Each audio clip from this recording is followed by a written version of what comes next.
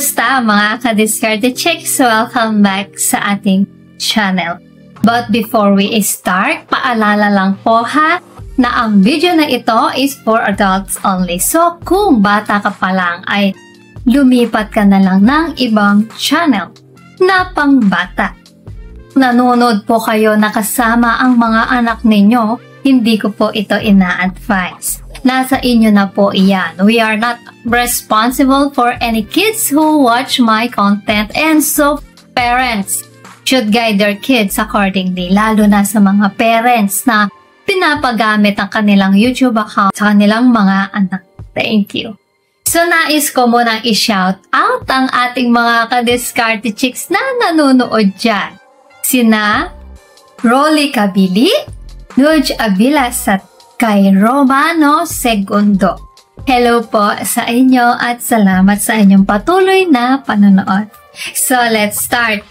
Mga guys, ang kagalingan nyo sa kama ay nakadepende sa maraming factors at isa na rito ay ang inyong testosterone.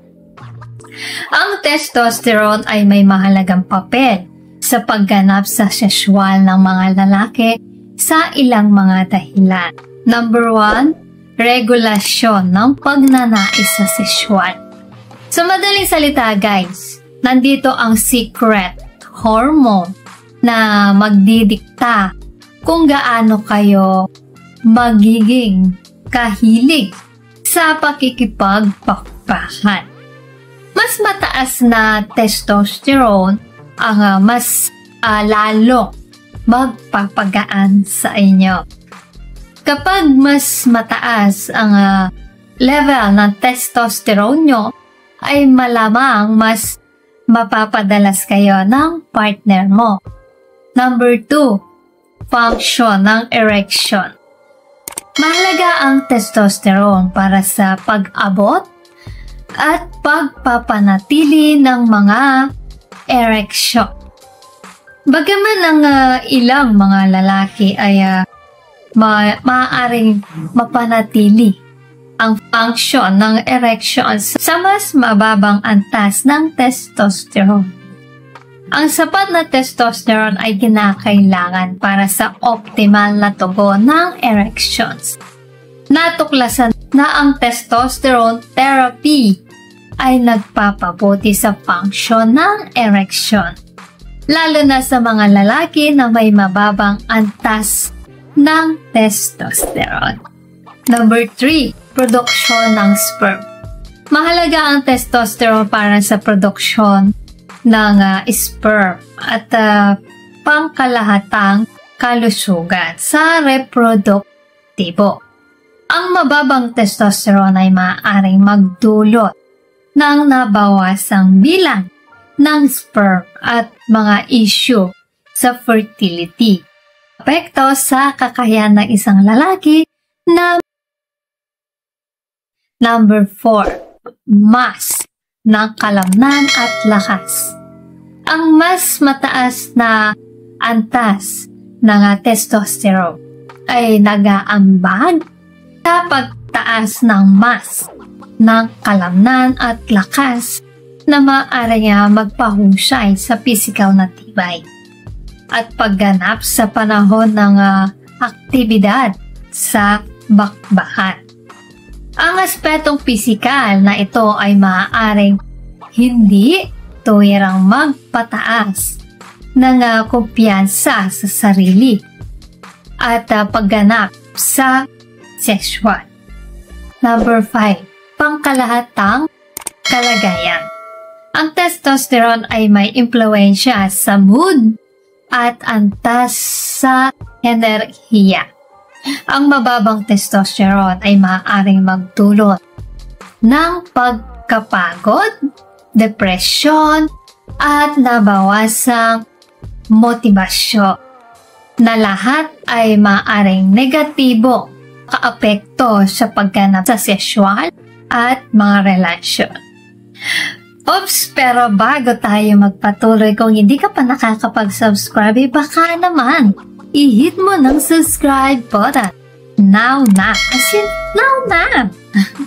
So, narito ang 10 pagkain na napatunayang nakapagpapabuti ng pagganap sa sexual ng mga lalaki.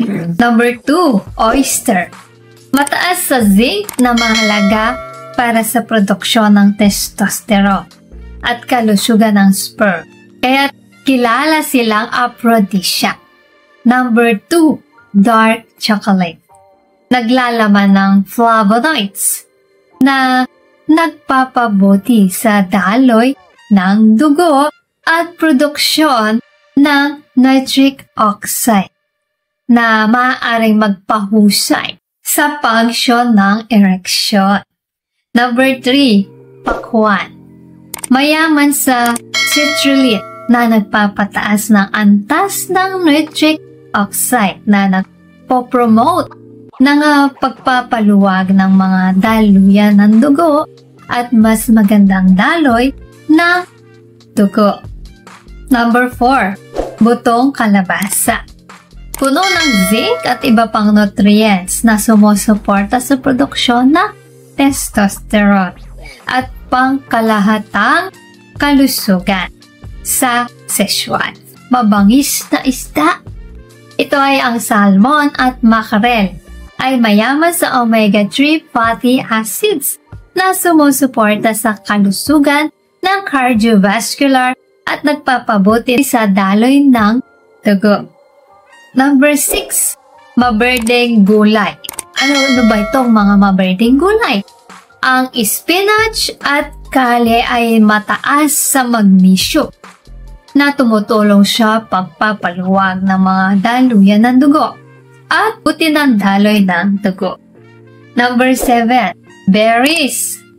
Ang mga berries at strawberries ay naglalaman ng antioxidants na nagpoprotekta sa mga daluyan ng dugo at nagpapabuti sa kalusugan ng cardiovascular.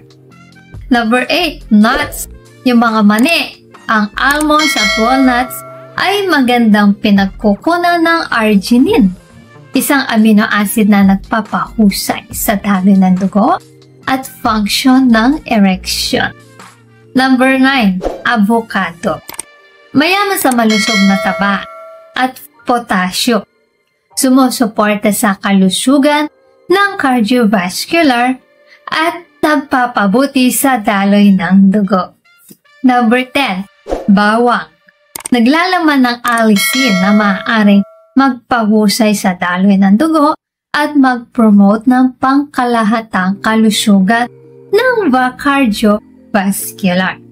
So ayan mga ka-diskarte chicks, sana po ay may natutunan po kayo sa video natin ngayon.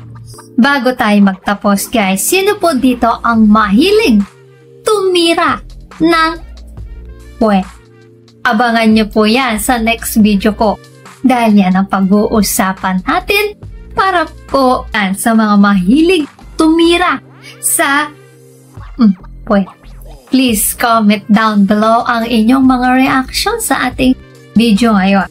At kung may gusto po kayong i-share or itanong, i-comment nyo lang po sa comment section.